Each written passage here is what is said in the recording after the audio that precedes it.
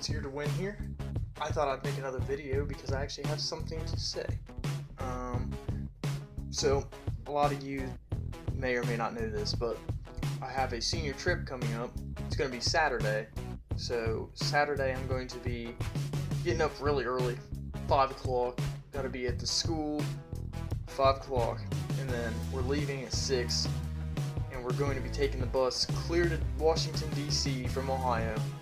We're going to be getting to D.C. around 2 o'clock, going through a bunch of museums, Smithsonian museums, Lincoln's, the Ford Theater where Lincoln was shot. My bad, is what I'm trying to say. And just basically trekking all over Washington, D.C. for a while, and then we're going to be making our way down to Florida. And we're going to be doing some stuff in Orlando at the Universal, Disney, stuff like that. And then I think our final destination is going to be Cocoa Beach, Florida. And it's going to be my first time seeing the ocean. So it's going to be very emotional for me because I fathom and think about the ocean all the time, the beach and everything. It just makes me feel really good, like that's where I'm supposed to be, you know. So, while that's going on, Shane, the co-founder of Here to Win, is going to be actually hitting his truck, the trophy truck project that we've been talking about in the previous videos, over to his house this weekend sometime. He says that he's going to try and get that done. So, if it happens, it happens. If it doesn't, there's good reasons why it hadn't happened. So, you know, bear with the idea. We've been doing some research on how to build trophy trucks. So much stuff goes into making a trophy truck and a pre-runner as well. So we're kind of on the border of this and that with that, trying to figure out if the frame on the truck is good.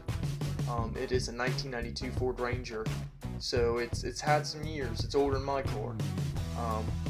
It's like 24 years old. Or but yeah, I don't like math. Screw it. But yeah, we basically we're sitting here trying to think of what to do first. The only thing we can think of is just basically taking everything off of the truck that doesn't need to be on it right now, so we can actually see the frame more. Get to like studying the actual skeleton and chassis of this truck and see if it's even worth the time and money to put into it. I think it's gonna be fine. I honestly I have some good vibe about it. If it turns out to go wrong, then that's just how it is, you know. Things happen for a reason, though. Parts for a 92 Ranger trophy truck, kind of, you know, like stuff like that, like how to convert a 92 stock Ranger into a pre-runner / trophy truck thing. That's still street legal. That's very difficult to do. A lot of fab work goes into doing something like that. Every site that I see that talks about making pre-runners or trophy trucks always says something about have a fabricator make you this or make you that. So all I hear is cha-ching, cha-ching every single time I hear in fab work, fabrication, every time. It's money. It's harsh money too. Like people that do that kind of stuff, their labor is priced up pretty good. I'm currently bidding on fuel injectors for the Eclipse because of where it's having the idle problem, where idle's rough. I did some research on that. A lot of people say damaged fuel injectors are probably the main cause. So I took a shot. I'm bidding on these fuel injectors. They're relatively cheap ones. They're OEM stock remanufactured, you know, fuel injectors. So there are no performance turbo stuff like that, you know, because my car doesn't have a turbo. So why would I get turbo fuel injectors? Doesn't make sense. Wouldn't compat right. So I didn't get those. Another thing, I'm planning on bidding on a aluminum GT wing that looks really close to the one that was on Paul's car. The only thing that's different is the legs or arms, and then the end plates.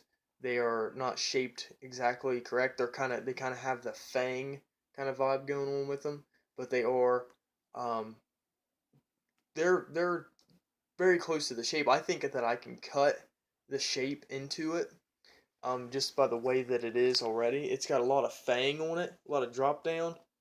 So I think that what I can do is basically cut that fang off and kind of shape me a little U shape and kind of just do a new fabrication thing and then repowder coat the end plate black and hopefully I can smooth it out enough to where it looks like it hasn't even been cut. If uh, if I can do that, I'm going to do it. If not, I'll try to research and find the end plates that are correct. Um, it's not easy because the GT wing that was on the Paul Walker Eclipse is discontinued, and like I said, guys, discontinued means very very hard to find. It's insane. Um, so time will do its stuff. Trust me. Um, I basically this video is basically an update on what's going on. Um, reasons why we haven't been filming.